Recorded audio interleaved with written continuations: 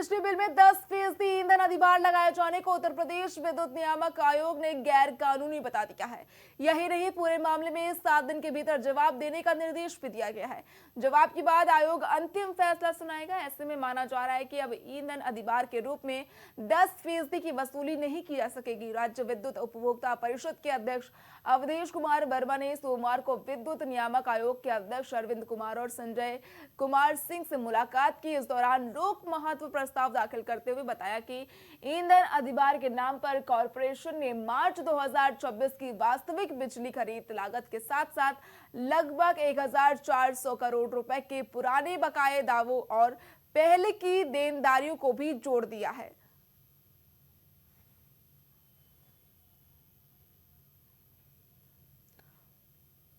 तो देखिए, उपभोक्ताओं के लिए बड़ी खुशखबरी, अब 10% नहीं महंगी होगी बिजली बिल। जो बता दें कि यूपीपीसीएल ने जो है कुछ दिन पहले ही कहा था कि 10% जो है बढ़ोतरी बिजली में की जाएगी। उत्तर प्रदेश में बिजली महंगी होने के दावा जो है यूपीपीसीएल की ओर से किए गए थे और 10% ईंधन अधिभार लगाए जाने की बात कही गई थी। और इस मामले पर उत्तर प्रदेश विद्युत नियामक आयोग ने इसे गैर कानूनी बता दिया है। यही नहीं, पूरे मामले में 7 दिन के भीतर जवाब देने के भी निर्देश दिए गए हैं। जवाब के बाद आयोग अंतिम फैसला जो है इस मामले में सुनाएगा। ऐसे में माना जा रहा है कि अभी ईंधन अधिभार के रूप में 10% की वसूली नहीं की जा सकेगी। राज्य विद्युत उपभोक्ता परिषद के अध्यक्ष अवधेश कुमार वर्मा ने विद्युत नियामक आयोग के अध्यक्ष अरविंद कुमार और सदस्य संजय कुमार सिंह से मुलाकात की। इस दौरान लोक महत्व प्रस्ताव दाखिल करते हुए बताया गया कि ईंधन अधिभार के नाम पर कॉरपोरेशन ने मार्च 2024 की वास्तविक बिजली खरीद लागत के साथ साथ लगभग 1400 करोड़ रुपए के पुराने बकाये दावों और पहले की देनदारियों को भी जोड़ दिया। यानी कि उत्तर प्रदेश वासियों के लिए बड़ी खुशखबरी है। बड़ी खबर यह है कि अब जो 10% सरचार्ज जो है बिजली में लगाया गया था अब वो नहीं होगा। इसमें आयोग ने जो है दखल अंदाजी दी है और कहा है कि ये पूरी तरह से गैर कानूनी है। नियामक आयोग ने इसे पूरी तरह से गैर कानूनी बता दिया है। इसके साथ ही 7 दिन में जवाब दाखिल करने के भी निर्देश आयोग की ओर से दिए गए हैं। यानी कि कुछ दिन पहले जो खबर सामने आई थी कि यूपीपीसीएल ने जो है कहा था कि उत्तर प्रदेश में अब बिजली महंगी हो जाएगी, 10% सरचार्ज बढ़ा दिया जाएगा, जून महीने में जो आपका बिल आएगा उसमें जो है ये 10% जुड़कर आएगा। लेकिन इस मामले पर नियामक आयोग ने हस्तक्षेप किया और इसे गैर कानूनी बता दिया। यानी कि पूरी तरह से जो है इस मामले को गैर कानूनी बता दिया और कहा है कि 7 दिन में जवाब दाखिल किया जाए। राज्य विद्युत उपभोक्ता परिषद के अध्यक्ष को विद्युत नियामक आयोग के अध्यक्ष अरविंद कुमार और सदस्य संजय कुमार सिंह से मुलाकात की। इस दौरान लोक महत्व प्रस्ताव दाखिल करते हुए बताया गया कि ईंधन अधिभार के नाम पर कॉरपोरेशन ने मार्च 2026 की वास्तविक बिजली खरीद लागत के साथ साथ लगभग 1400 करोड़ रुपए के पुराने बकाये दावों और पहले की देनदारियों को भी जोड़ दिया है। 7 दिन में जवाब दाखिल करने की बात कही गई है। उपभोक्ताओं के लिए बड़ी खुशखबरी, उत्तर प्रदेश वासियों के लिए बड़ी खुशखबरी है कि अब जो 10% बिजली महंगी होने की बात चल रही थी अब वो बिजली महंगी नहीं होगी। यानी कि जो यूपीपीसीएल ने कहा था कि बिजली महंगी कर दी जाएगी, 10% सरचार्ज बढ़ा दिया जाएगा, अब वो नहीं होगा। इस पर आयोग ने, नियामक आयोग ने हस्तक्षेप किया है और हस्तक्षेप करते हुए 7 दिन में जवाब मांग लिया है, नोटिस जारी करते हुए जवाब मांगा किया है और इस पूरे मामले को गैर कानूनी बता दिया गया है। आयोग ने इसे गैर कानूनी बताया है। आपको बता दें कि नियामक आयोग ने इस पूरे मामले पर हस्तक्षेप किया और 10% सरचार्ज बढ़ाने वाली बात को गैर कानूनी बताया और 7 दिन में जवाब देने की बात जो है आयोग की ओर से कही है। 7 दिन में जवाब दाखिल करने के निर्देश आयोग की ओर से कही गई है।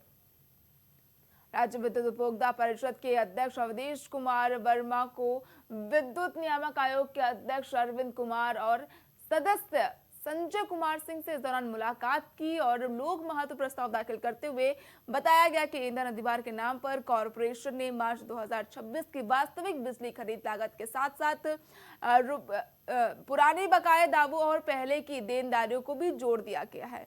यानी कि जो अब बिजली महंगी होने की बात जो चल रही थी अब वो नहीं होगी। उत्तर प्रदेश वासियों के लिए बड़ी खबर कि अब जो 10% सरचार्ज बढ़ाया गया था अब वो नहीं लगेगा। नियामक आयोग ने इस मामले में हस्तक्षेप दिया है और कहा है कि 7 दिन में जवाब दाखिल किया जाए और इस पूरे मामले को गैर कानूनी बता दिया है। जिस तरह से उत्तर प्रदेश में बिजली कटौती की बातें चल रही थी, खबरें सामने आ रही थी, जनता में आक्रोश देखने को मिल रहा था, इस बीच यूपीपीसीएल ने 10% सरचार्ज बढ़ाने की बिजली में बात कही थी और इससे भी जनता का गुस्सा और फूट पड़ा। जनता का कहना था कि एक तरफ पेट्रोल डीजल की महंगाई है, अन्य चीजों की महंगाई है, रोजमर्रा की चीजें महंगी हो रही है, तो वहीं बिजली भी 10% महंगी करने की बात सरकार की ओर से कही जा रही है, जो बिल्कुल ठीक नहीं है। वहीं इस मामले पर नियामक आयोग ने हस्तक्षेप किया है और कहा है कि ये पूरी तरह से गैर कानूनी है। 7 दिन में जवाब दाखिल करने के निर्देश जो है नियामक आयोग की ओर से दिए गए हैं।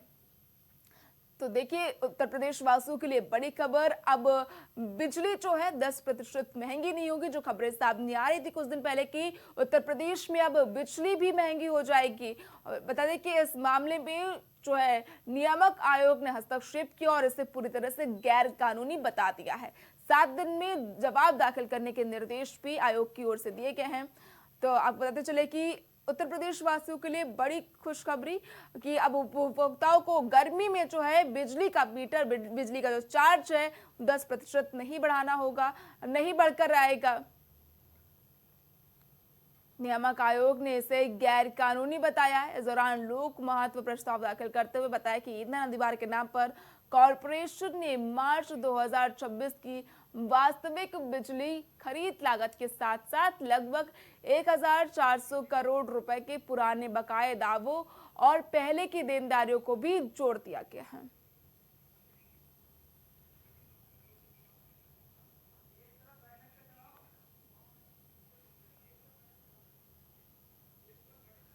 अब 10% नहीं महंगी होगी बिजली। तो देखिए, लगातार बिजली बढ़ाने की, जो बिजली के दाम बढ़ाने की बात कही जा रही थी, अब वो महंगी नहीं होगी। पावर कॉर्पोरेशन की ओर से बिजली बिल में 10% ईंधन अधिभार लगाए जाने को उत्तर प्रदेश विद्युत नियामक आयोग ने गैर कानूनी बता दिया है।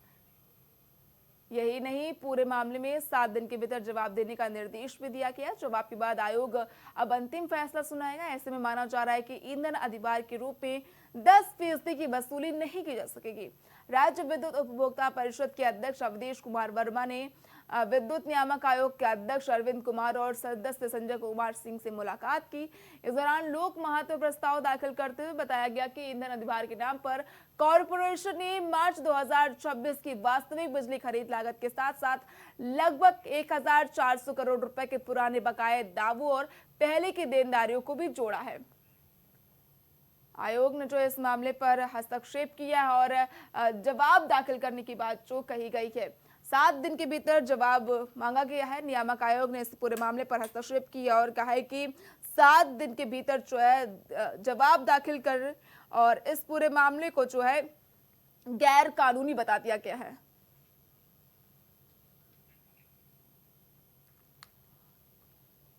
आयोग ने इसे पूरी तरह गैर कानूनी बताया है। तो देखिए, नियामक आयोग ने इस मामले में हस्तक्षेप किया और इसे पूरी तरह से गैर कानूनी बता दिया है।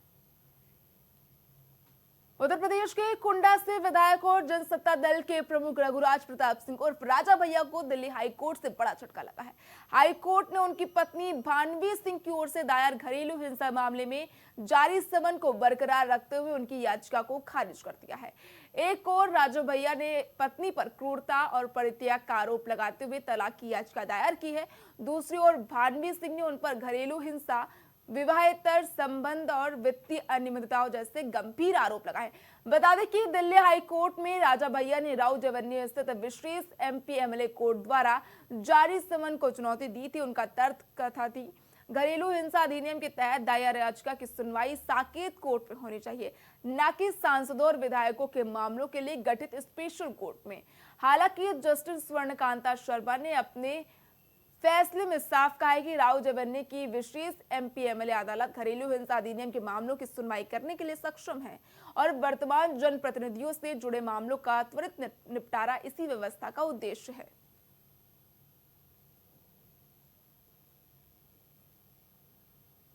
घरेलू हिंसा मामले में समन जो है जारी किया गया। हाईकोर्ट ने खारिज की याचिका। कुंडा विधायक को हाईकोर्ट से बड़ा झटका लगा है। राजा भैया को हाईकोर्ट से बड़ा झटका लगा। घरेलू हिंसा मामले में समन जो है बरकरार है। जारी समन पूरी तरह से बरकरार है। बता दें कि दिल्ली हाईकोर्ट में राजा भैया ने राव जवन्नी स्थित विशेष एमपी एमएलए कोर्ट द्वारा जारी समन को चुनौती दी थी। उनका तर्क था कि घरेलू हिंसा अधिनियम के तहत दायर याचिका की सुनवाई साकेत कोर्ट में होनी चाहिए, न कि सांसदों और विधायकों के मामलों के लिए गठित स्पेशल कोर्ट में।